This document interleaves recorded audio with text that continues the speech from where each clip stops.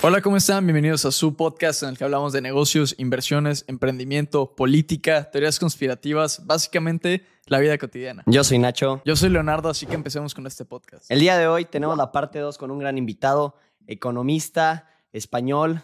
Nos va a dar una masterclass de economía, de política, de libertarismo, de capitalismo y de muchos temas más. Daniel Lacalle, ¿cómo estás? Muy bien, muchas gracias por invitarme. Maestro, Muchas gracias. Gracias a ti por aceptar. Muchas gracias por invitarme, claro que sí. Daniel, la última vez que nos vimos fue en el Madrid Economic Forum, que diste una plática que genuinamente fue de las que más me gustó. Me alegro. Y no porque estés aquí te lo digo porque es la verdad. Sí, solamente les he pagado un poquito. Y Daniel, siempre le hacemos esta pregunta a todos nuestros invitados. Lo quiero escuchar de primera mano.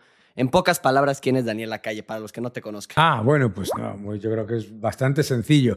Yo soy economista, doctor en economía, soy también empresario y gestor de inversiones y bueno, mi carrera empezó en el mundo del petróleo, siguió en la City de Londres, después en el mundo de los hedge funds, etcétera, y ahora estoy gestionando mi empresa, llevando también todo lo que tiene que ver con la parte de el análisis macro y el análisis de mercados para la gestora Tresis, ¿no? Y luego como economista jefe en Tresis, y luego, pues como todos me conocerán, por divulgar, escribir libros, etcétera. Perfecto, Daniel. Y Daniel, ¿y cómo este camino de vida que llevas se relaciona con el lado también de crear contenido? Porque creas contenido, yo he visto muchos de tus videos. ¿Por qué empezaste a hacer eso? Bueno, yo creo que eso es algo natural, ¿no? Ir forjando una relación con tu audiencia, ¿de acuerdo? Pues empiezas escribiendo artículos, después... Obviamente yo empecé a escribir artículos cuando Internet y las redes sociales estaban en la infancia absoluta. Yo tengo una de las cuentas de Gmail primeras que se crearon, ¿no? Yo tengo una de las primeras cuentas de Twitter también, de cuando se llamaba Twitter, etc. Entonces es básicamente una forma de establecer una relación con tu audiencia y también de mantener vivo tu mensaje, porque la comunicación, históricamente, la comunicación unívoca, ¿no? Yo escribo un artículo, tú lo lees, pues tiene un montón de cosas muy buenas, ¿no? Se puede reflexionar, se puede leer después, pero también pierdes la inmediatez y la importancia de digamos, de utilizar distintas partes de ese mensaje en distintos momentos, ¿no? Entonces yo cuando aparecieron las redes sociales y sobre todo pues YouTube, X ahora, todas estas, yo inmediatamente dije, un montón de gente me decía, qué horror, por favor, que incluso se vanagloriaban, algunos buenos amigos se vanaglorian, yo no estoy en las redes sociales, no, yo no creo que eso, yo creo que hay mucha más ventaja de estar en las redes sociales que no estar, ¿no? Claro. Y esa conexión con gente como vosotros, ¿no? Claro. Sí, creo que es amplificar el mensaje, ¿no? Sin duda. Y sobre todo, hacerlo más cercano a cada persona. Es hacer que el mensaje sea también que mucha gente te dice, siento como que me estás hablando a mí, ¿no? Pues sí, efectivamente. Cuando haces un vídeo en YouTube como estos, es otra cosa completamente distinta a una entrevista en una televisión, ¿no? Una entrevista en una televisión estás hablando con el entrevistador, es lejano. Mientras que un vídeo en YouTube es algo como una conversación, ¿de acuerdo? Me pasa por la calle que te reconoce la gente y te habla como si te hubiese visto... como si te conocieran de toda la vida, ¿no? Hombre, oye, a propósito, ¿usted quién es? No, si tú no me conoces, pero yo a ti sí, ¿sabes? Bueno, pues eso, ¿no? Esa es la evidencia. Claro, Daniel, ahorita estamos platicando un poquito fuera de cámaras de México, pero te quiero preguntar, a los ojos de un economista como tú, que sabe tanto del tema, que vive fuera de México, ¿cómo ves la situación de nuestro país? Bueno, yo el gran problema que veo en México es el de la oportunidad perdida. Cualquier persona que conozca México sabe que es un país que tiene un potencial gigantesco, ¿no? Tiene recursos naturales, tiene industria, tiene unos emprendedores. Muchas veces se habla poco, pero en Estados Unidos, aquí en Europa, etcétera, tenemos grandes empresarios mexicanos que han creado enormes y estupendas empresas aquí y que piensas, qué pena que no pudieron hacerlo en México, ¿no?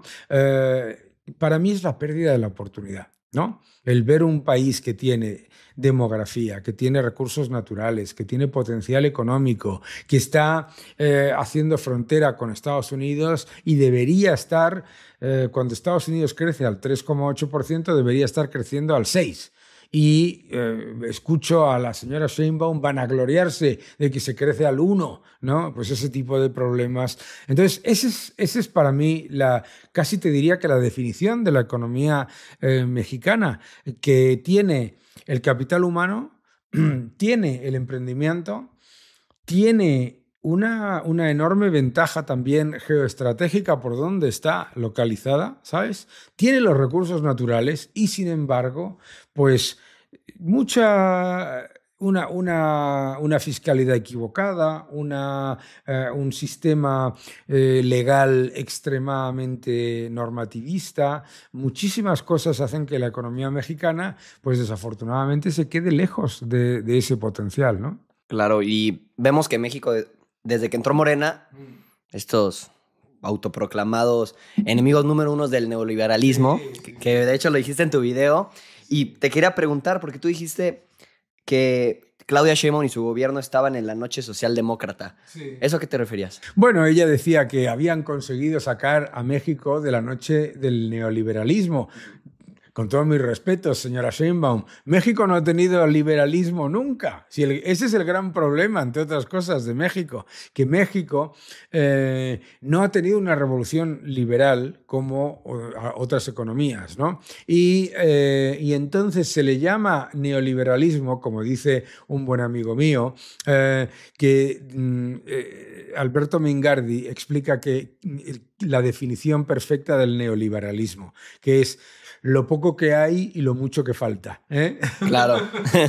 Entonces, en el caso de la señora Sheinbaum, yo digo, está usted en la larga noche de la socialdemocracia, porque no está aplicando tampoco políticas socialdemócratas, está aplicando políticas directamente socialistas, y la evidencia es que la pobreza prácticamente no se reduce, el crecimiento económico es muy pobre y el país tiene un gran problema de seguridad, con prácticamente el 20% en manos de las bandas de narcotráfico y tráfico de armas, ¿no?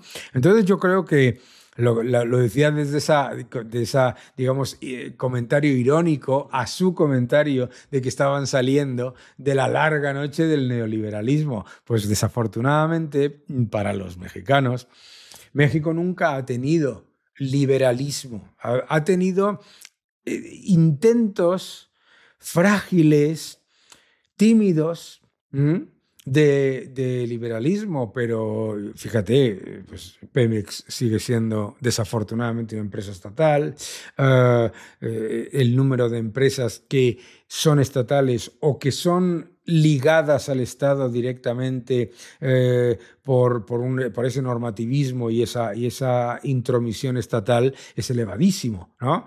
Una de las cosas que pasa cuando viajas a México y conoces gente importante del mundo de los negocios es que se conoce por ejemplo, a la persona que tiene todos los autobuses de una ciudad, o que tiene todos los... de eso de dónde viene, eso no es por maldad de esa persona ni porque haya falta de posibilidades de competencia, eso es por intromisión del Estado que está, digamos, perpetuando unas situaciones que no son lógicas en una economía tan potente como puede ser la de México. Y oye, Daniel, este aspecto que tú dices, estas medidas socialistas de parte del gobierno, la mayoría de mexicanos, honestamente, nuestro nivel de desigualdad es bastante alto. El nivel de pobreza también lo es. Es excesivo comparado a lo que vemos, por ejemplo, en España. La gente está contenta. La gente está contenta de que haya apoyos sociales. Las personas de la tercera edad reciben alrededor de 8,000 pesos cada 2 meses, si no estoy equivocado. Entonces, son cosas que para un mexicano de la clase baja le cambia la vida. Le cambia la vida recibir 8,000 pesos, 6,000 pesos. Entonces, desde un punto económico, de parte de un economista, ¿cómo le afecta a México esto? Porque ellos están felices. Bueno, ellos están felices. Mira, decía Thomas Sowell que el asistencialismo hace confortable la pobreza y la perpetúa. No están felices. Digamos que sobreviven, ¿de acuerdo? Y además se le paga esa supuesta ayuda en una moneda que pierde valor adquisitivo y poder adquisitivo constantemente. Entonces yo siempre le pregunto, yo recuerdo haber tenido esta conversación, de hecho, en México, pero también con estudiantes en la universidad pública, pero también en Argentina. ¿Usted qué prefiere? ¿Que yo, el gobierno, le dé a usted una cantidad que además tiene menos valor cada año?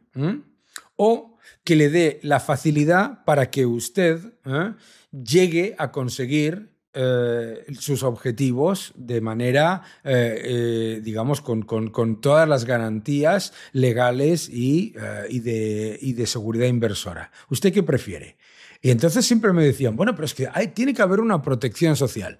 Y yo digo, yo no estoy diciendo que no haya una protección social. Estoy diciendo que a esos ciudadanos de México que tienen no un pequeño negocio, sino una miseria en la que están vendiendo una cosa pequeña, ¿sabes? Cuando vas por el centro de México y vas hacia el aeropuerto y ves pasar y ves taller, ¿no? Y es una especie de tallercito en el que a lo mejor pues, puede hacer una reparación, etcétera, etcétera.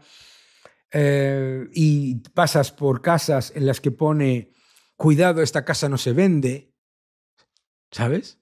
¿Sabe lo que significa? Lo que significa todo eso es que a esas personas les están robando de su futuro a cambio de lo que hace el socialismo. El socialismo lo que hace es que se comporta exactamente igual que el maltratador. ¿Qué hace una persona que sea maltratadora, un maltratador psicológico? Te dice dos cosas, ¿no? Uno, tú no sirves para nada y eres completamente inútil. Dos, ¿quién te va a querer más que yo?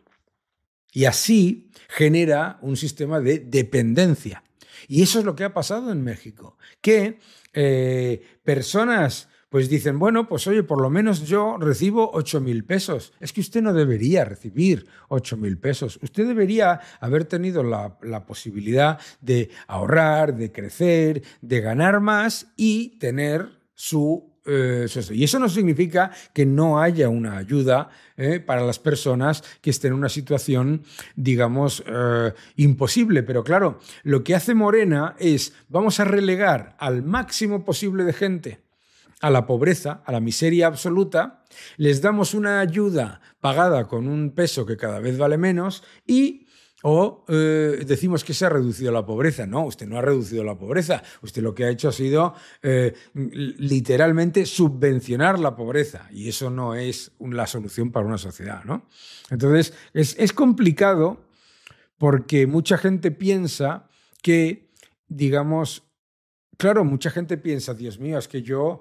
claro, me está usted diciendo que a mí me iría mejor en un sistema liberal, pero ¿y si me va mal? Bien, ¿y si le va bien?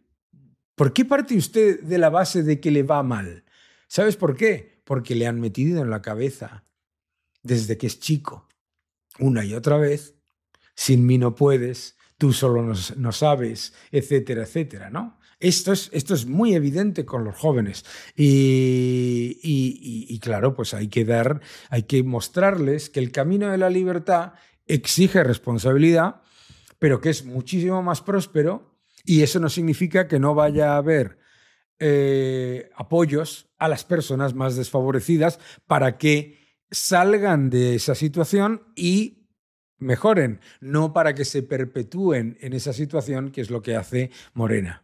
Y digamos, Daniel, voy a jugar un poquito el abogado del diablo. En México, la respuesta a esto, yo entiendo el punto de la libertad y el liberalismo. Pero digamos, van a haber personas que van a preguntar y van a decir, pero, por ejemplo, en México pasó algo muy famoso. Se hizo una protesta incluso al respecto de la gentrificación. No sé si escuchaste acerca de ello. Y ellos hablaban acerca de cómo sí, las rentas en partes de la Ciudad de México están subiendo bastante y vemos que vienen extranjeros y se meten a estas propiedades de bienes raíces y dicen, unos atacaban esa parte y otros atacaban el hecho de que hay fondos buitre en México, como BlackRock, los cuales compran propiedades y hacen que los precios se alcen. Entonces el mexicano ya no puede vivir en esas zonas, que algunos de ellos ni siquiera pudieran vivir en esas zonas porque sería casi imposible. ¿Entiendes? Como ese problema sistemático. Tú no puedes esperar que la economía crezca y que haya prosperidad y que bajen los precios de las casas. No tiene sentido. Nosotros estamos teniendo ahora mismo aquí este podcast en una zona que es una de las evidencias de gentrificación, ¿no? Esto era un barrio que hace 20 años veías gente muy mayor como yo, o bastante mayor, y ahora vemos gente como vosotros. ¿Cuál es el problema? ¿Cuál es el problema? ¿Sabes lo que pasa? Que a esa gente se le dice, están echando del centro a los mexicanos y están entrando los extranjeros. Pero que yo sepa, esos mexicanos han podido vender su casa y además están comprando una casa mejor y a lo mejor en un sitio más bonito o con jardín o lo que sea, en otro sitio, ¿no? ¿De acuerdo? Entonces, ¿sabes lo que pasa? Es esa idea... en la que el socialismo siempre se mueve, que es la de intentar venderte que se puede hacer una cosa y la contraria a la vez, ¿no? Es decir, que se puede imprimir toda la cantidad de dinero que tú quieras y que eso no va a crear inflación. Que el Estado puede intrometerse en todo y eso no va a generar estancamiento. Que se puede generar crecimiento económico y eso no va a generar, pues que efectivamente... Las personas de todo el mundo quieran vivir en tu país. Qué maravilla que haya personas que quieren vivir en Polanco, en Reforma, donde sea. Qué maravilla, ¿no? ¿Qué quieres? ¿Que no vengan? Claro. Entonces yo creo que la explicación que hay que darle a la gente es: la riqueza se crea o se destruye. Si usted decide destruir la riqueza, probablemente... pues a lo mejor pueda vivir en el centro, pero usted probablemente recordará cuando vivir en el centro era estar rodeado de inseguridad, de suciedad, de basura, etcétera, etcétera. Es decir, no caigan ustedes en la nostalgia del provincianismo. De qué bien se vivía, hay gente que lo dice, qué bien se vivía en España cuando no había tanto extranjero. Primero, es mentira, es una glorificación de una época que era anticuada, mal, y encima en la que tampoco se vivía mejor. Y segundo, ¿qué es lo que ha hecho que usted tenga hoy en este barrio muchos mejores comercios, muchas mejores oportunidades, muchos mejores colegios, etcétera? Pues el dinamismo económico. Claro, el socialismo te tiene que vender que vas a tener prosperidad, crecimiento y que todo se va a mantener como antes. ¿Por qué? Porque te está vendiendo una mentira. Te está vendiendo una mentira. No tiene ningún sentido. Lo que se tiene que hacer es que en vez de preocuparte por esto que llaman la gentrificación, lo que deberías preocuparte es por crear la riqueza para que todos los ciudadanos de México o españoles tengan oportunidades para establecerse en lugares mejores o tan buenos como el centro de una ciudad, y con mejores ventajas. Yo tengo un montón de amigos, yo vivo en el centro, pero es una decisión propia. Pero yo tengo montones de amigos que cuando se independizaron se fueron a vivir al exterior de Madrid, que ya no es el exterior de Madrid, ¿entiendes? Se conectan. Claro. La gente que nos esté viendo a lo mejor no lo conoce, pero muchísima gente en México, cuando habla de Distrito Federal, ya estás hablando de hay zonas completas que ya no están en el centro, pero que son más bonitas, tienen los mismos servicios. La cuestión es que donde vayas, donde estés, tengas tanto como estar en el centro. O sea, ¿por qué a la gente le gustaba vivir en el centro? Porque tenías cerca cosas, ¿no? Tenías cerca los teatros, los cines, etcétera, etcétera. Bueno, pues oiga, pongamos teatros, cines, parques, centros comerciales, etcétera, etcétera, por todos lados para que usted disfrute de todas las ventajas de que la ciudad sea una ciudad para usted, no una ciudad, digamos, de planificación central. Daniel, ahorita me quiero regresar un poquito al tema de los apoyos sociales y todo eso. El tema de la deuda. Creo que muchas veces escuchamos tanto noticias amarillistas, como dicen, para asustar a la población y la población no entiende, no escucha. La deuda subió tanto, México se endeudó tanto. Los datos son más o menos estos. Llegó Andrés Manuel López Obrador 2018, la deuda estaba en 10 billones de pesos. Sí. Ahorita, 7 años después, estamos en 18 billones de pesos. Pero alguien puede escuchar eso y no entender absolutamente nada de las consecuencias. ¿Cuáles son las consecuencias para un país y para un ciudadano cuando aumenta la deuda? Esto es muy típico del socialismo. El socialismo te tiene que repetir constantemente los datos agregados y no considerar la deuda, ¿no? La deuda no importa, te dicen. ¿A usted qué le importa que el Estado se endeude? Usted está recibiendo sus 8.000 pesos, usted está recibiendo sus ayudas, etcétera, etcétera. Claro, te dice, ¿por qué te está diciendo que no importa? Porque la deuda significa más inflación y más impuestos en el futuro. Al Estado que te está vendiendo que la deuda no importa, ¿por qué te está vendiendo que la deuda no importa? Porque es el que la emite. Claro. ¿Y porque se emite con qué? Con tu dinero. Claro, claro. Si yo tengo una tarjeta de crédito en la que el saldo lo pagáis vosotros, yo estoy todas las noches saliendo a cenar a lo mejor. Claro. ¿Entiendes? Y además, si el saldo lo pagáis vosotros y cuanto más gaste yo y más me vaya por ahí por la noche, etcétera, tal y que cual, vosotros me pedís que gaste más, pues entonces yo me voy a gastar más. Si es que es maravilloso, con la tarjeta de crédito de otro, todos los restaurantes son baratos. Y eso es lo que hace el socialismo. ¿Por qué le debe preocupar a un ciudadano mexicano que la deuda de México haya pasado de 10 a 18 billones? Número uno, porque si miras al futuro y sigues por ese camino, tienes a Francia. Y tienes a Francia, un país que lleva décadas en estancamiento, más de 3 décadas, con un enorme problema fiscal y con un enorme problema de descontento social, muy importante.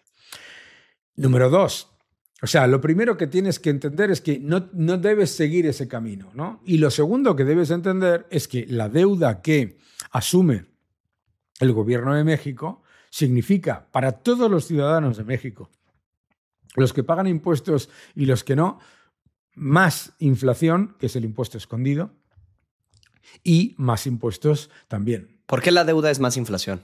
La deuda es inflación. ¿Por qué? Porque la deuda es creación de dinero artificial. ¿Sabes? O sea, los estados no se financian con impuestos. Los estados emiten moneda.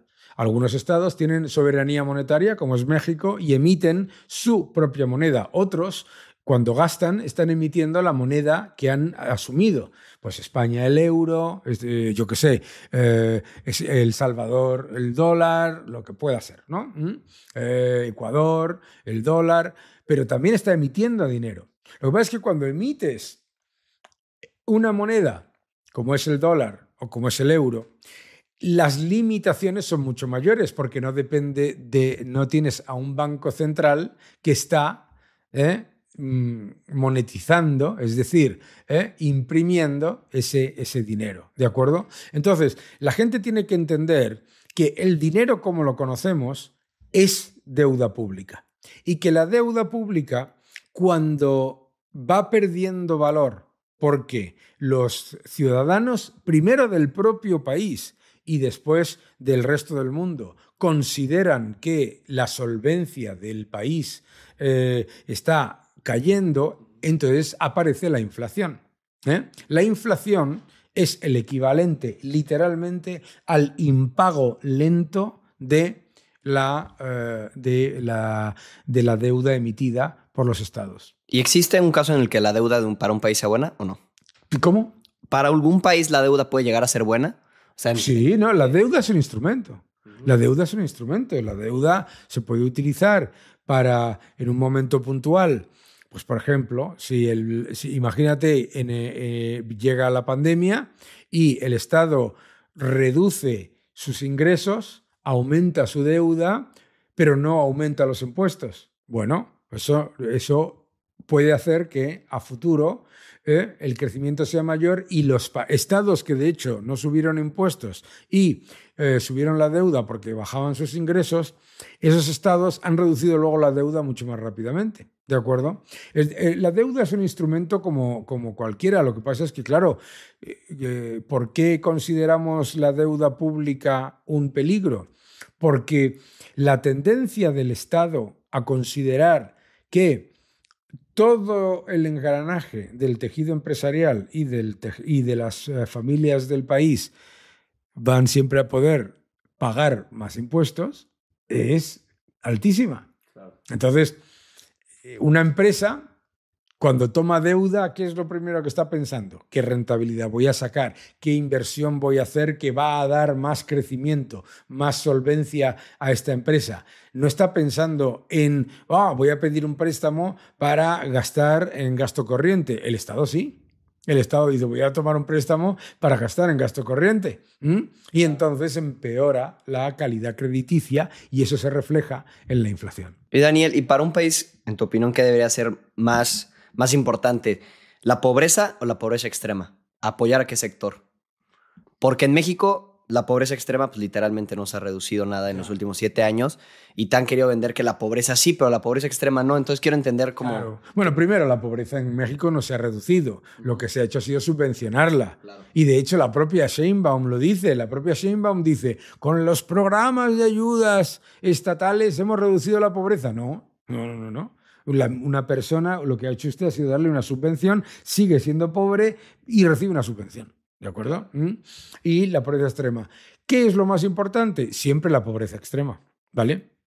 Porque la pobreza extrema es la que en muchos casos viene de circunstancias en las que si no se ponen las medidas para salir de la pobreza extrema, simplemente es imposible salir, porque es una cuestión de supervivencia. ¿De acuerdo? Entonces, la pobreza extrema, por eso yo siempre hablo de la pobreza real, porque claro, mucha gente dice, no, es que hay que hablar del índice Arope. No, el índice Arope eso es el índice en el cual las personas están en riesgo de pobreza y exclusión. Yo estoy en riesgo de caerme de esta silla, pero no me voy a caer porque estoy bien sentado, ¿entiendes? Es que es muy importante. No es lo mismo caerme de la silla que estar en riesgo de caerme de la silla. El riesgo... Entonces yo creo que es muy importante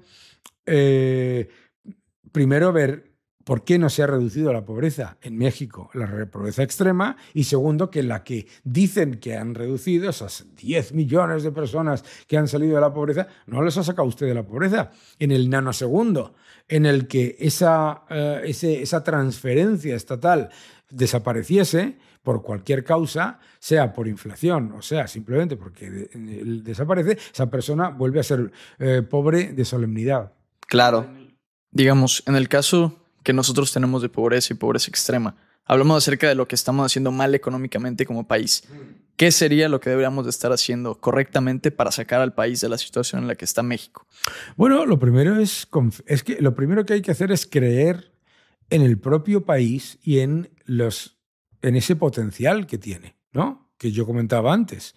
Muchas veces me ha pasado cuando en México he dicho, México, una economía con un enorme potencial, con capital humano, con emprendimiento, etcétera, me han dicho, bueno.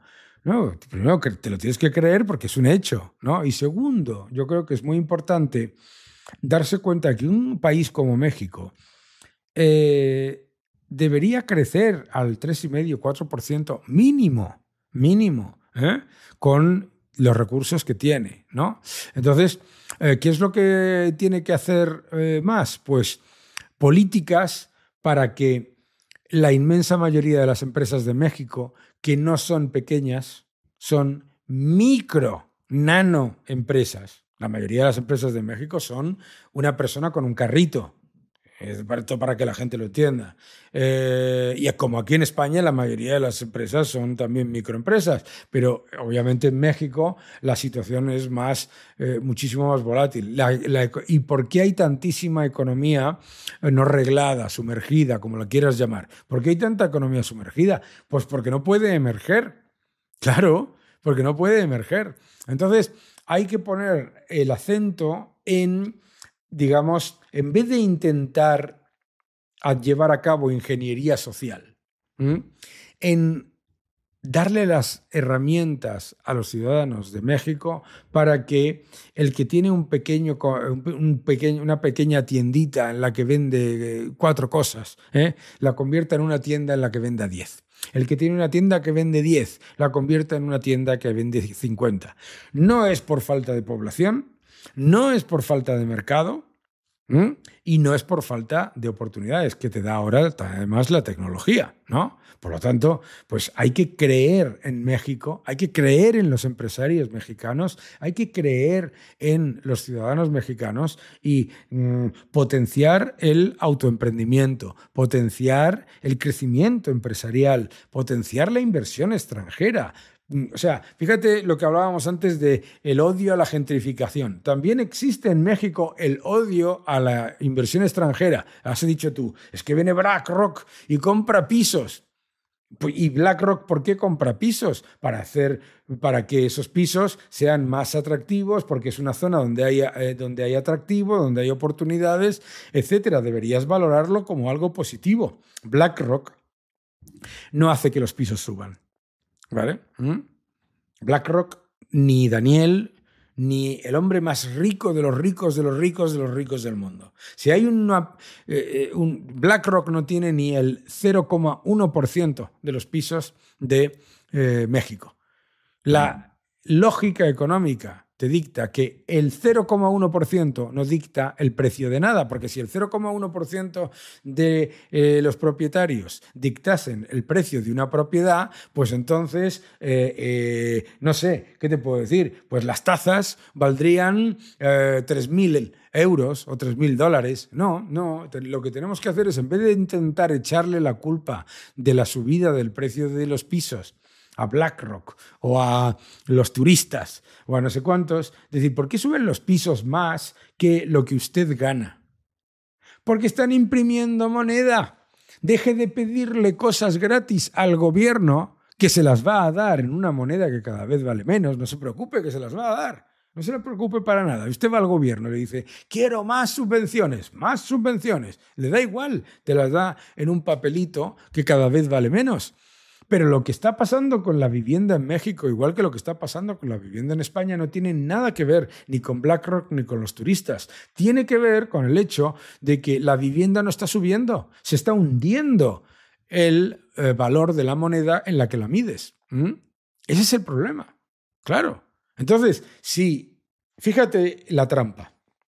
La trampa es la siguiente. Tú vas a recibir un salario en una moneda que cada vez vale menos, y te van a dar una ayuda impresa por el propio gobierno en una moneda que cada vez vale menos. Por lo tanto, inexorablemente, los activos cautivos y los activos escasos van a subir mucho más rápido de precio en esa moneda que lo que sube tu capacidad de ahorro y tu capacidad de pago. Entonces, es el concepto que dice también un amigo mío, que dice, todo lo que cobro baja y todo lo que pago sube. Claro, ¿por qué? Porque es normal. Entonces, es normal que la vivienda y los alimentos suban mucho más que lo que sube tu salario.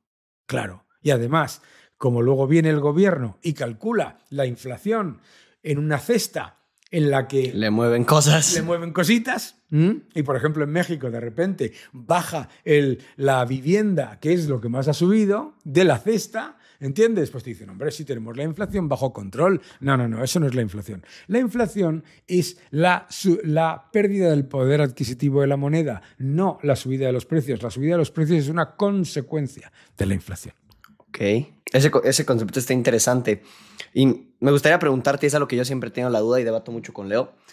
Me gustaría escuchar tu opinión. ¿Tú crees que existe, bajo alguna circunstancia, una empresa que sí deba estar bajo el control del gobierno o no? ¿Empresa que deba estar bajo el control del gobierno? No. O sea, las empresas públicas, no, ninguna empresa debería ser pública, por así decirlo.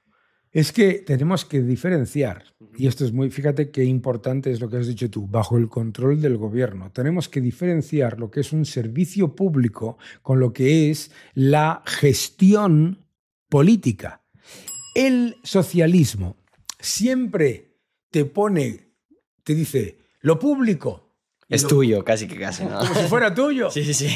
Y no. ¿Por qué? Porque está constantemente engañándote para que creas que algo público es algo de gestión política. No. Tú puedes tener un servicio público, incluso dentro de una regulación hecha desde el sector público, pero gestionado de manera privada. ¿Por qué gestionado de manera privada? Porque si es gestionado de manera política, ¿qué va a hacer un político? ¿Qué hace un político? Un político, y no es una crítica a los políticos, es una lógica, el político lo que busca es maximizar el presupuesto. Él le llega un presupuesto y dice, oye, pues si quiero hacer más cosas, quiero tener más presupuesto. Por lo tanto, no es ninguna casualidad que en México, lo podéis ver, si el Estado lleva un gasto de X hasta septiembre, entre septiembre y diciembre haga ¡fua! Se dispare exponencialmente. No es ninguna casualidad. Entonces, tú no puedes poner a esas personas, con toda su buena voluntad, a gestionar empresas. Eso no significa que esas personas lo hagan por mala voluntad o lo hagan por incompetencia o por corrupción. Pero puede que también. Pero no podemos pensar en la idea de esto de las empresas públicas. Porque ¿qué es una empresa pública? Para empezar, no hay ninguna. ¿Por qué? Porque no existe ninguna empresa pública en el momento en el que los ordenadores que utiliza, los bolígrafos que utiliza, las mesas que utiliza, todos son privados. ¿Entiendes? Entonces, hablemos de servicio público. ¿Puede haber servicio público? Sí. Claro que sí. Vamos a tener un servicio público en el que todos estemos de acuerdo en que haya se provean servicios de manera relativamente universal. Bien. ¿Quién va a gestionar eso? Esos son precisamente los que deberían tener una gestión más profesional y más privada. Ok. Y digamos, mencionaste el petróleo previamente. Una empresa privada, por ejemplo, en México tenemos Pemex, que Pemex ha sido una máquina de deuda para los mexicanos y bueno, en México las refinerías que tenemos no refinan casi nada. De hecho, está el chiste de las refinadoras que no refinan. Entonces, digamos, una empresa del gobierno como Pemex que funcionara adecuadamente para el país, ¿no sería algo bueno para México? ¿Y por qué tiene que ser, y por qué no puede ser Pemex un servicio público pero gestionado privadamente? ¿Por qué tiene que ser? La cuestión que me tiene que explicar alguien es qué beneficio hay en que sea de titularidad y gestión política. Esa es la clave. Porque, claro, uno mira y dice, hombre, los recursos naturales tienen que estar gestionados para la nación. No lo dudo. Pero ¿por qué tiene que gestionarlos una entidad?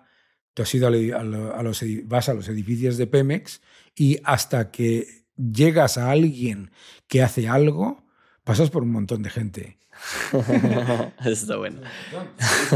Conocedor.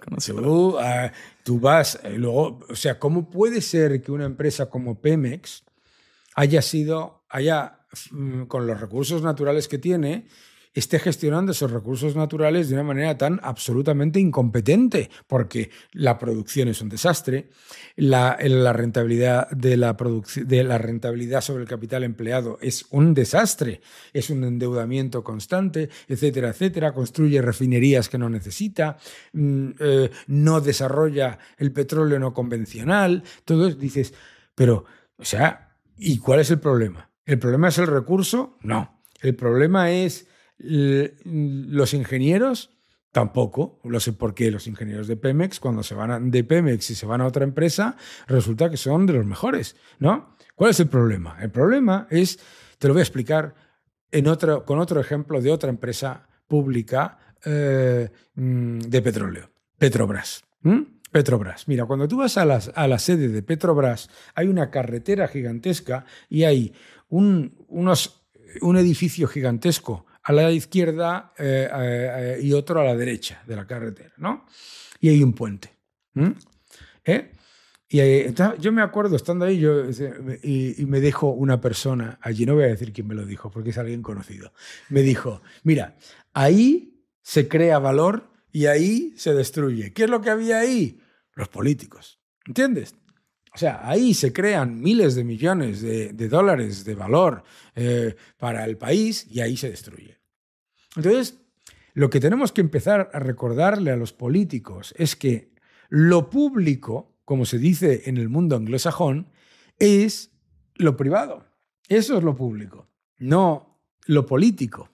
La diferencia entre gestión privada y gestión profesional de los activos y de los servicios públicos, comparada con la gestión política. La gestión política siempre es un desastre.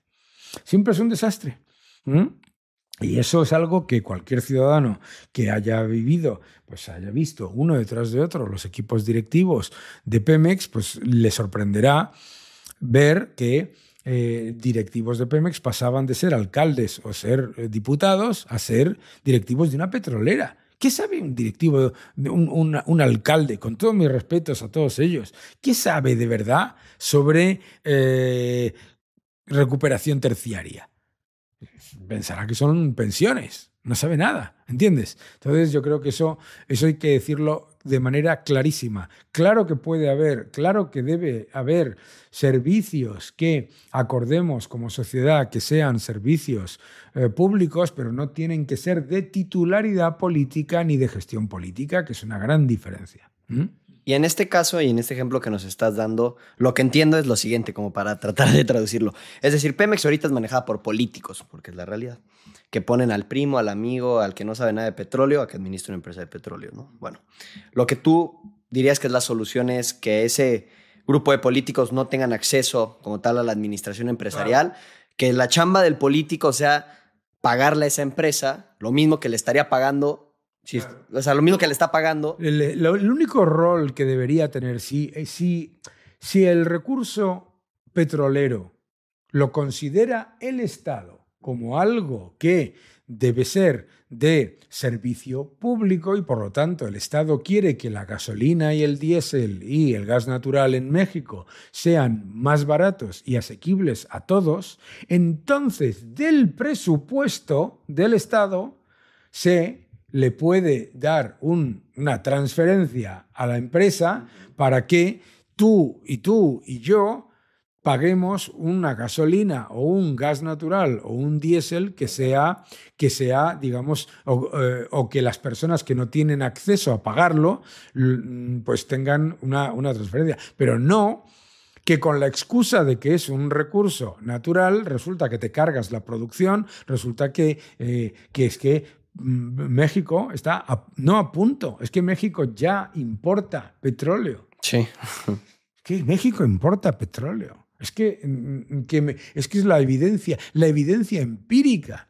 Si la evidencia empírica de que no funcionan las empresas estatales es el sector del petróleo. Porque tú miras las empresas estatales que gestionan de manera política y un desastre. ¿Por qué se han negado siempre a que Pemex estuviera cotizada? Por eso. Porque claro, en el momento en el que estás cotizado, dices, oiga, ¿cómo es que Pemex ha subido los costes de administración un 20% cuando el resto del sector los ha reducido un 20%? ¿Entiendes? Claro, no quiere compararse. Pero te tiene que decir que es que te quieren robar, ¿no? No. Lo que quieren es darle al pueblo más transparencia. Y oye, Daniel, ¿cuál dirías tú que es un camino para combatir esta nueva izquierda en México? Que existe izquierda, por ejemplo, en Cuba, ¿no? Sí. Pero dudo mucho que la izquierda, de hecho mi mamá es cubana, voy bastante seguido a Cuba y me doy cuenta que esa izquierda no es la misma que hay en México, porque Fidel lleva más de 60 años, ¿no? Y sigue Díaz-Canel. Sí. Es una izquierda diferente, también un poco diferente a la de Venezuela, pero contra esta nueva izquierda que está aquí en España también, sí, me atrevo a decir, en diferentes países europeos y latinoamericanos, ¿cómo se le combate? Bueno, defendiendo las ideas de la libertad y dando la batalla cultural. O sea, esa nueva izquierda, ante el fracaso estrepitoso del comunismo, son todos comunistas, ¿no? Pero ante el fracaso estrepitoso del comunismo, inventa disfrazarse, ¿no?, con una serie de, digamos, disfraces, ¿no? Ponerse diferentes maneras de esconderse. Y decide adoptar todo tipo de causas, y convertir las suyas para introducir el caballo de Troya del marxismo, ¿no? Entonces dice, no, hombre, no, nosotros somos progresistas ecologistas y ya te ha metido en el respeto al medio ambiente todo el intervencionismo que te iba a meter desde el marxismo, ¿de acuerdo?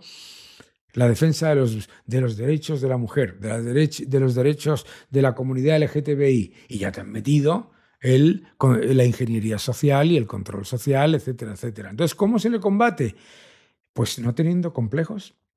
No teniendo complejos, claro. ¿Qué es lo que pasa? Que el centro derecha cayó en el error de pensar que como había caído el muro en Berlín, ya estaba ganado todo. Y que la gestión lo justifica todo.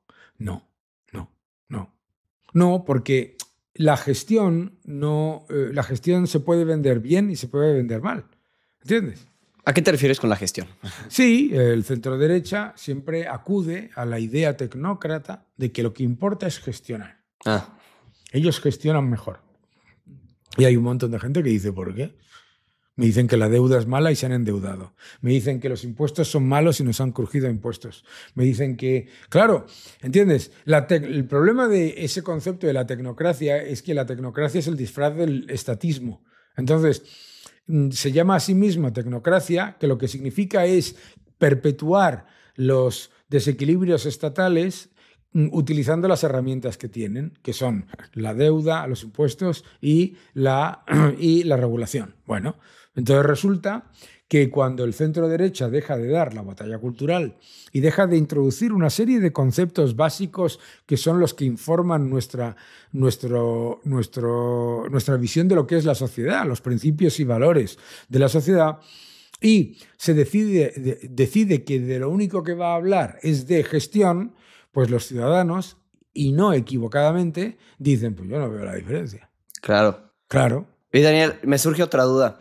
He escuchado y he estado leyendo mucho acerca de este tema de la nueva derecha. No me gustan mucho esas etiquetas. También me gustaría... Izquierda y derecha. No, pues acabas de decir la nueva izquierda, la nueva derecha. En realidad no hay ni la nueva izquierda ni la nueva derecha, ¿no?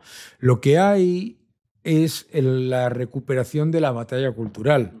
Esta nueva izquierda, que se llama, he entendido perfectamente la importancia de la batalla cultural y se dedica constantemente a hacerlo desde su punto de vista, que su punto de vista es el del control. El objetivo suyo es el control, no es el progreso. Se llaman progresistas, pero no quieren el progreso, quieren el control. ¿De acuerdo? Entonces, lo que hace esta nueva izquierda es elevar la batalla cultural para convertir todo el debate constantemente en un debate entre malos y buenos. Y los malos siempre son la derecha, ¿no? La nueva derecha, o lo que tú llamas la nueva derecha, lo que hace es decir, primero, no es la nueva derecha, es la derecha de toda la vida. Es defender una serie de principios y valores que conforman tu forma de pensar sobre lo que es la sociedad, ¿de acuerdo? Y que son opuestos a los del marxismo y de la izquierda. Opuestos. El problema de eso que se llamaba antes, pues la socialdemocracia, el tal, es diluirlo un poquito, pero en realidad es lo mismo, ¿sabes? En realidad es lo mismo, ¿no? Es básicamente, la socialdemocracia es básicamente que tragues con el socialismo, pero lentito, ¿no? ¿Sabes? Entonces, la nueva derecha lo que hace es incorporar los principios y valores de Occidente como elementos absolutamente pilares de lo que es la conformación de la sociedad, ¿no? La izquierda hace lo mismo desde el anti-occidentalismo, ¿de acuerdo? Por eso esta nueva izquierda es antisemita. Se dice que está con los derechos LGTBI, con los derechos de las mujeres, y a la vez se une con las dictaduras teocráticas y los grupos terroristas que ejecutan y penalizan a las mujeres y a los homosexuales. Dicen que son progresistas y están en contra de la tecnología y están en contra de la competencia. Dicen que son ecologistas y a la vez se unen a todas las dictaduras que destruyen los espacios naturales allá donde gobiernan, ¿no? Curioso, ¿verdad? Pues eso no es porque, en realidad, si lo piensas, esto de la nueva izquierda y la nueva derecha se reduce a dos cosas muy simples. Una quiere, la nueva izquierda, acabar con lo que se llama la cultura y el modelo occidental, que está basado en los principios de la libertad individual, la libertad empresarial, las instituciones independientes y el respeto irrestricto a la unidad familiar, etcétera, etcétera. Y una nueva izquierda que lo que quiere es acabar completamente con eso, ¿no? O sea, la nueva izquierda es total y absolutamente anti-Occidente, y la nueva derecha lo que quiere es defender Occidente. Y dirías, Agustín Laje utiliza mucho esta cita que dice que la nueva derecha tiene que estar conformada por libertarios, conservadores y patriotas. ¿Tú dirías que te gusta esa cita? Lo que dice Agustín, que tiene toda la razón, es lo siguiente, ¿no? La izquierda, socialistas, comunistas, anarquistas, etcétera, la izquierda ha entendido perfectamente que tiene que estar completa y absolutamente unida, porque hay un objetivo a largo plazo que es el del control absoluto, ¿vale? Y todos tienen el mismo objetivo, ¿de acuerdo? Los comunistas y los socialistas. Lo que dice Agustín tiene todo el sentido, que es, a ver, ¿cuáles son las diferencias que hay entre conservadores, la derecha soberanista y los libertarios? 2 grados de separación. Igual que los socialistas y los comunistas, olvídate de eso. La unión de libertarios, conservadores y derecha, llámala nacionalista o la quieras llamar, es ganadora. ¿Por qué? Porque va directamente a los 3 principios básicos de lo que es la cultura occidental. Instituciones independientes, instituciones democráticas, libertad económica y, a la vez, defensa de los valores y de las tradiciones de tu nación, de tu país, de tu entorno. Eso es ganador, además, porque los libertarios, te estoy citando a Agustín, que conste, que no lo estoy, los libertarios ganan en el debate económico. Los conservadores ganan en el debate sobre lo que es la conformación de un Estado que genere progreso y la derecha nacionalista gana en lo que es acercarse al sentimiento de nuestra patria, nuestro pilar de la sociedad, ¿no? Y eso yo estoy totalmente de acuerdo, claro. Con... Y oye, Daniel, hay un escritor mexicano que nosotros luego citamos, se llama Alfredo Jalife Rame. Sí. Lo conoces. Él dice que básicamente el término de izquierda-derecha ya quedó en la edad cavernícola. Él dice que los términos que se deberían de utilizar ahora es nacionalista y globalista. ¿Estás de acuerdo con esta idea? Yo no estoy de acuerdo. No estoy de acuerdo porque fíjate, yo digo, mira, no es izquierda y derecha, es nacionalista y globalista. Y dices, oye, qué bien suena esto de globalista. Todos juntos como el coro de Nabucco. ¿Entiendes? Es como lo de progresista y comunista. No. Comunista. De progresista no tienes nada. Primero, los globalistas son anti-globalización, para empezar. ¿De acuerdo? Estos que llaman globalistas, es la izquierda, ¿de acuerdo? Completamente antiglobalización. Están en contra del libre comercio, están en contra de la cooperación libre entre empresas libres, están en contra de todo lo que supone la tecnología de dilución de las barreras regulatorias, de las barreras de los estados, etc. Por lo tanto, no me gustan los términos, porque es de nuevo edulcorar a la izquierda.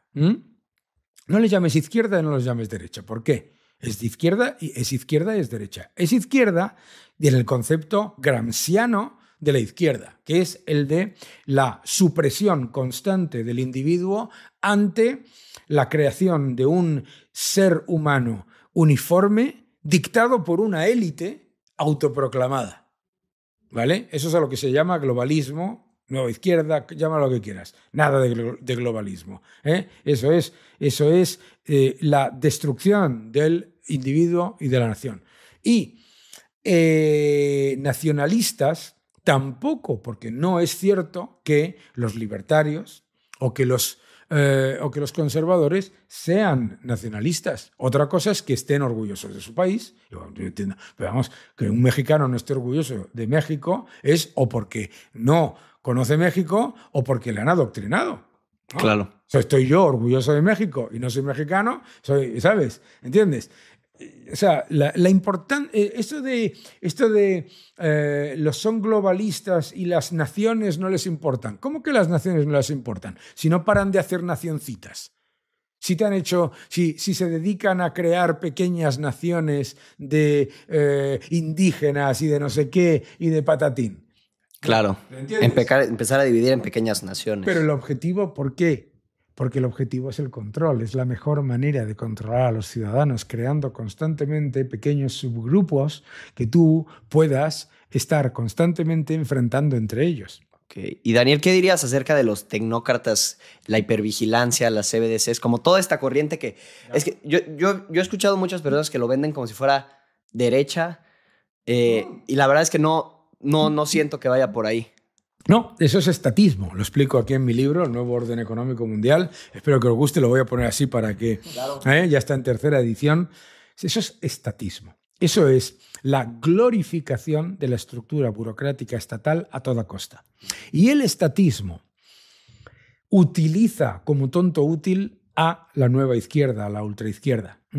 ¿Por qué? Porque la ultraizquierda está constantemente orientando el debate político hacia más Estado, más Estado, más Estado, ¿de acuerdo? Y el estatismo, que es la glorificación de la burocracia por encima de todo, está encantado. Porque gane quien gane, esos mal llamados tecnócratas ganan siempre. ¿Entiendes? Sí, sí. Entonces, eso no es ni de izquierdas ni de derechas. Y además, de hecho, es tan poco de izquierdas y de derechas que cuando vas a los centros neurálgicos del estatismo, los bancos centrales o Bruselas, etcétera, cualquiera de estos sitios, el Banco Mundial, ¿qué es lo que te encuentras? Gente que es completa y absolutamente uniforme y que están todos de acuerdo siempre. Una locura. Y claro, es muy importante diferenciar eso. Es decir, no es que el globalismo, la globalización... No. Mira qué sencillo es todo. Tú tienes estatismo, la glorificación de la burocracia por encima de todo. Y entonces ahí de repente te das cuenta y va. Eso es lo que hemos tenido en México, no lo que decía la señora Sheinbaum de neoliberalismo. Vale. Y dices, la izquierda es el socialismo, el comunismo gramsciano de libro, en todo. Adoptar cualquier causa aparentemente benigna para introducir el caballo de Troya del totalitarismo y del control de la sociedad, una sociedad uniforme en la que elija el pensamiento único una élite autoproclamada. La izquierda, la nueva izquierda, como lo quieras llamar. La derecha, Occidente. La derecha es lo que ha sido Occidente. ¿Y por qué es mucho más complejo este último grupo que los otros dos anteriores? Porque este es heterogéneo, los otros dos son homogéneos, ¿de acuerdo? Y uno es homogéneo por imposición, ¿de acuerdo? Y hay gente que, fíjate, que les dicen un día que hay que defender a una dictadura, la defienden, y luego dicen que es que son muy demócratas, ¿no? Dicen, hay déficit democrático, y luego están defendiendo a las dictaduras. Este grupo heterogéneo es heterogéneo, ¿por qué? Porque los otros dos son creados de arriba hacia abajo. Y el tercero, que denominamos la derecha, que es libertarios, conservadores y derecha nacionalista, viene creado de abajo arriba y no tiene dogmas y no tiene, imposiciones de pensamiento único. Por eso es mucho más complejo, claro. Y oye, Daniel, eso del estatismo, como yo lo entiendo, y me puedes corregir porque igual lo entendí mal, sería como una combinación entre poder político, poder económico, Claro. es decir, bancos centrales, es Claro, decir... claro. El Banco Central. El Banco Central, el poder económico está... Mira, si te lees la rebelión de Atlas de Ayn Rand. de Ayn Rand, ahí lo ves lo que es el estatismo, claramente, ¿no? Es clarísimo qué es el estatismo. Es el conjunto de poder que, conformado como el Estado, te dice que el Estado somos todos, pero en realidad son solo ellos. Es muy sencillo. Es súper sencillo. Entonces, busca el control económico, el control social y el control legislativo vía la burocracia.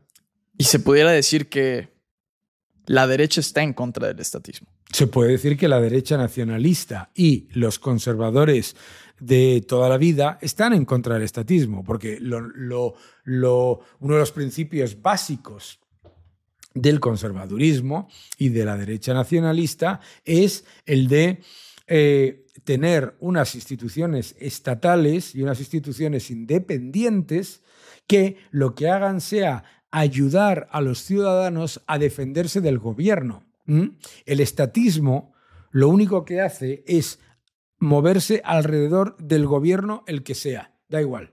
Y vosotros en México lo veis en cualquier país, veis en el que, oh sorpresa, los mismos que decían que el gobierno anterior lo hacía muy bien, dicen que el gobierno actual lo hace fenomenal. Los mismos. ¿Sabes? ¿Por qué? Porque su posición de privilegio está dictada por el hecho de que esa estructura estatal permanezca, ¿sabes? Y la ultraizquierda, por eso nos sorprende tanto que instituciones económicas, agentes económicos aparentemente independientes, cuando llega un gobierno de ultraizquierda, en vez de poner su poder económico para evitar que destruya las instituciones, no hace nada. Y dices, ¿por qué? ¿Cómo puede ser esto? ¿Cómo puede ser esto? ¿Cómo puede ser que en mi país, en Chile, no es mi país, quiero decir, por poner un ejemplo, ¿no? En Chile, en Colombia, en Argentina, hayas tenido a toda una serie de agentes de enorme poder que no ejercieron nada de ese poder para evitar el asalto y el abuso de poder de gobiernos totalitarios, ¿sabes? Estatismo, izquierda gramsciana de pensamiento único, cancelación y veto, y derecha nacionalista, conservadurismo y libertarios. Y oye, Dani, ahorita mencionaste que las mismas personas que dijeron que el gobierno pasado fue bueno son las mismas que dicen que ahorita el gobierno ahorita es bueno. Sí. Eso tal vez llevado un poquito más amplio y es algo que se ha debatido desde siempre. El tema de la democracia. ¿Tú crees que la democracia es el mejor sistema de gobierno?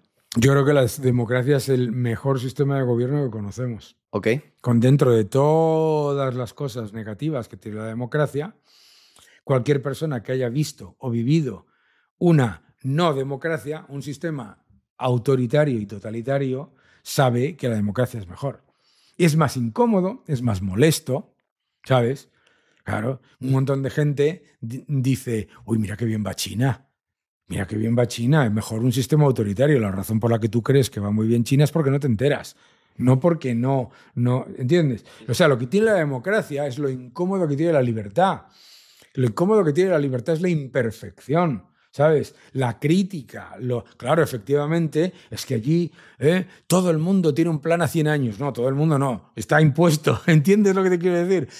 Está impuesto. Y luego, cuando van todos hacia el precipicio todo el mundo.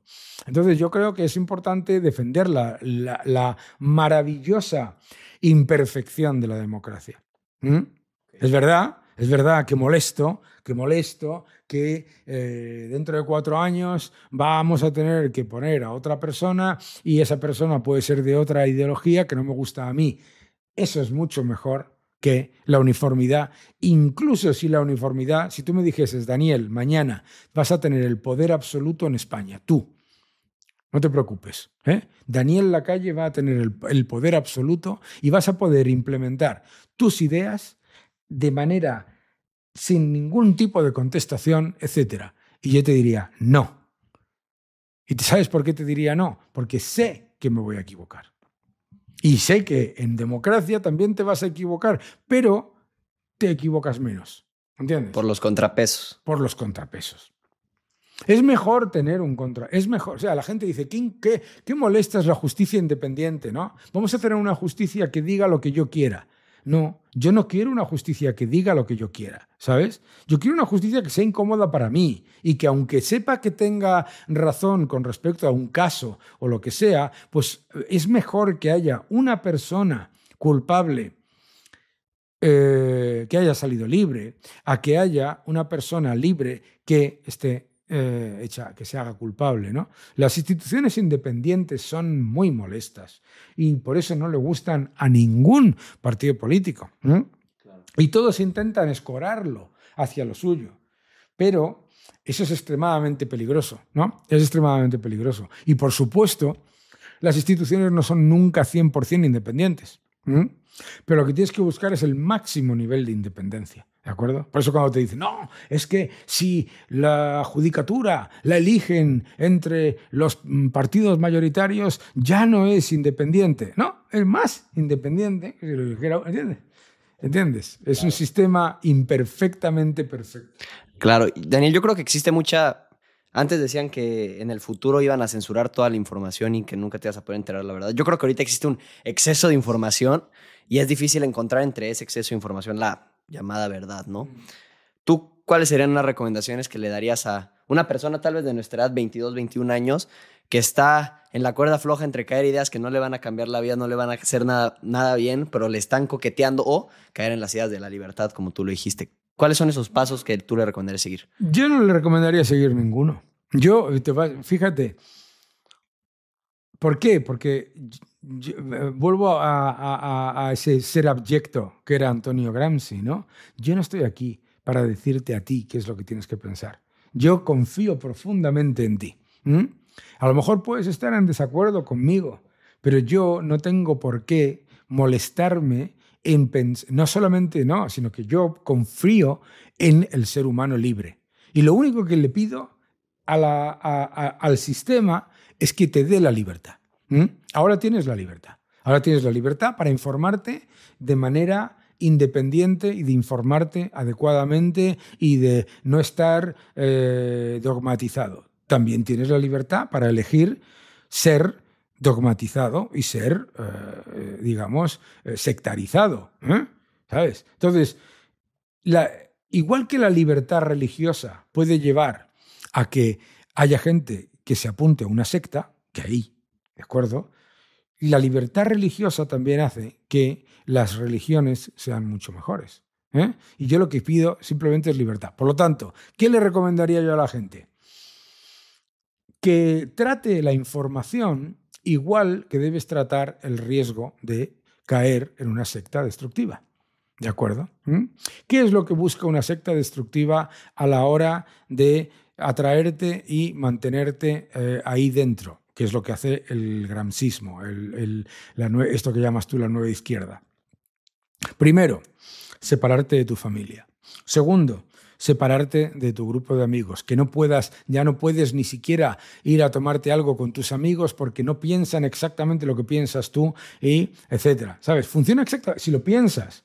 Esta nueva inquisición del wokismo, la nueva izquierda, como lo quieras llamar, funciona exactamente igual que una secta. Primero te envía lo que se llama una bomba de amor, ¿no?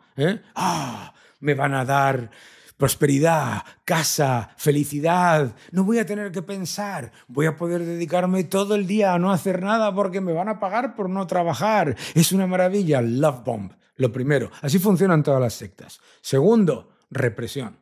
No, No le hagas caso a tu hermano, no le hagas caso a tu madre, no le hagas caso a tu padre, que eso es la gente vieja que no sabe. Nosotros venimos con nuevas ideas. Sepárate de tu familia, sepárate de tus amigos que piensan distinto. No vaya a ser que tú tengas ideas frescas o confrontes tus ideas, etc. Entonces, todas esas señales las vas entendiendo cuando lo miras desde la prevención. Ve hacia la información desde la prevención. Es que, ¿y quién me dice a mí que no sea usted, señor Lacalle, el que esté intentando meterme en su secta? Para empezar, que no intento meterte en mi secta. Fíjate qué cosas. Eso ya te debería decir algo. Pero da igual. A mí no me tienes que hacer caso.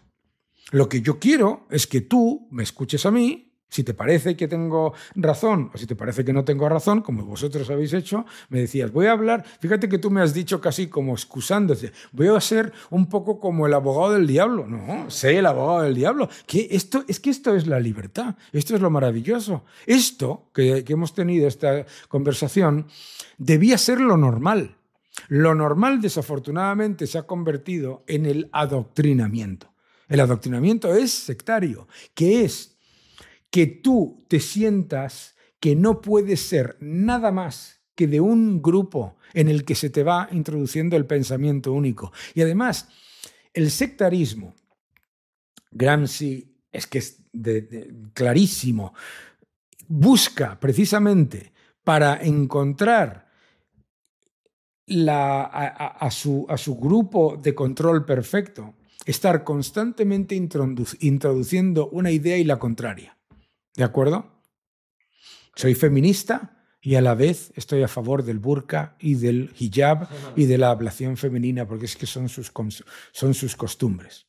Yo es que estoy muy a favor de los trans y del LGTBIQ, pero donde ejecutan a homosexuales es los países a los que más defiendo ante un conflicto bélico. ¿Sabes?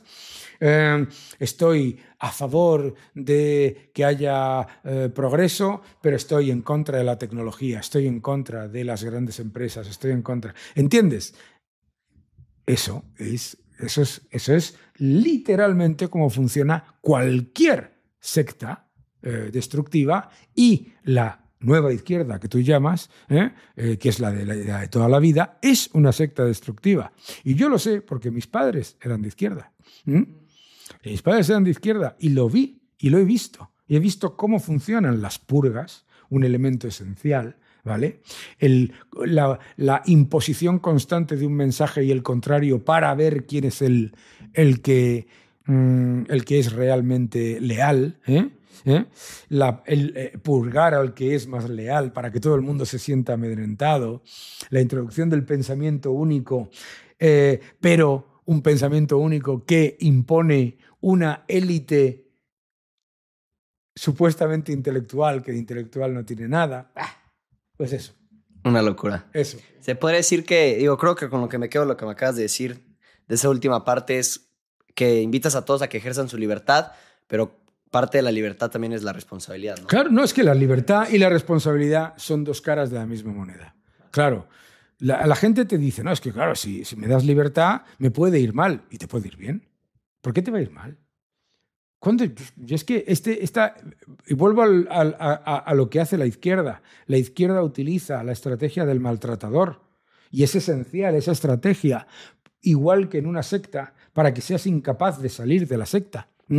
Sin mí no puedes, ¿quién te va a querer más que yo?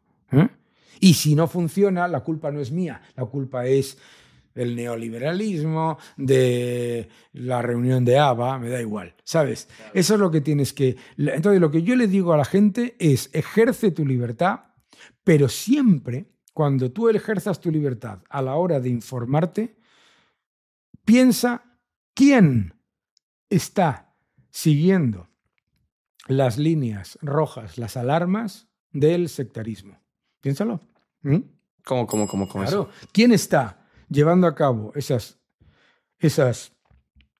señales del sectarismo? ¿Quién está intentando separarte de tu grupo familiar? Separarte de tu identidad nacional y de tu identidad personal. deshumanizarte para convertirte en un ser de pensamiento único, un pensamiento único que además te viene introducido desde fuera. Yo alucino de lo que he visto en la izquierda. Yo alucino de lo que he visto en la izquierda de defender cosas completamente antagónicas, ¿no? Y nada, haz lo que quieras con responsabilidad. Cuando tienes responsabilidad, haz lo que quieras, no es una cosa mala, es una cosa buena. Si tienes responsabilidad, hacer lo que quieras, siempre vas a tener en cuenta el bien del que tienes enfrente. O sea, haz lo que quieras no es algo egoísta que va contra ti y contra ti, sino que haz lo que quieras con responsabilidad, siempre va a tener como objetivo que tú y tu bienestar sea mayor. ¿Entiendes? Oye, Daniel, hay una pregunta que desde antes que empezara el podcast te quería hacer. Y es que la economía, tú como economista, que también te consideras libertario, ¿debería de llevar el crecimiento económico, la economía, de la mano con un aspecto moral del bien? Es que la economía es una serie de reglas, ¿vale? Que son muy claras. La política económica es moral. ¿Vale? Entonces, por eso, abandonar la batalla cultural es algo tan peligroso. Porque si tú no introduces una serie de aspectos morales, entonces no tiene ningún sentido, ¿no? Claro. ¿Por qué está usted a favor de la propiedad privada? ¿Por qué estoy yo a favor de la propiedad privada? Porque es inmoral quitarle su propiedad a un ciudadano, a una familia que lo ha conseguido con un enorme esfuerzo. Pero si tú piensas desde un punto de vista puramente técnico, no entiendes por qué hay que defender la propiedad privada o la libertad económica o la libertad individual o las instituciones independientes. Dices, no lo entiendo. Moralmente es perfectamente defendible. Claro.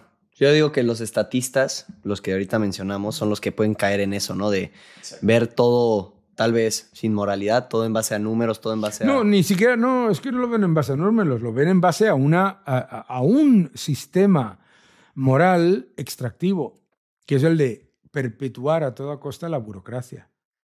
¿Sabes? Claro. Piensa una cosa, piensa en una persona que...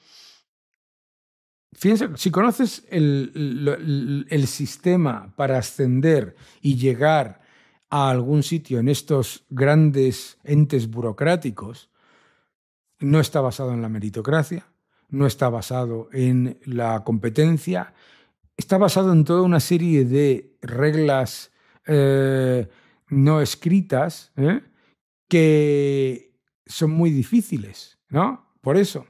Y, por lo tanto, la persona que llega para perpetuarse lo tiene muy, muy difícil porque no está basado en objetivos, no está basado, ¿entiendes? Entonces piensa que el resto del mundo funciona de la misma manera. Y no es así, ¿sabes? Claro, pues Daniel, te quiero agradecer. Una charla brutal. Cada vez que hablamos contigo aprendemos nuevas cosas. Invitar a la gente a que vean tus videos. Yo me aventé todos los de México, los de este año, bastante buenos. Los invito a la gente que los vayan a ver.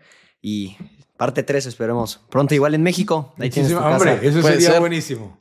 Eso sería buenísimo. Un gusto y muchas gracias a todos y viva México, hombre. Viva México, viva España. Viva España también. Daniel, muchas gracias. Muchas gracias. Nos vemos en el siguiente episodio. Nos vemos. Chao. Chao.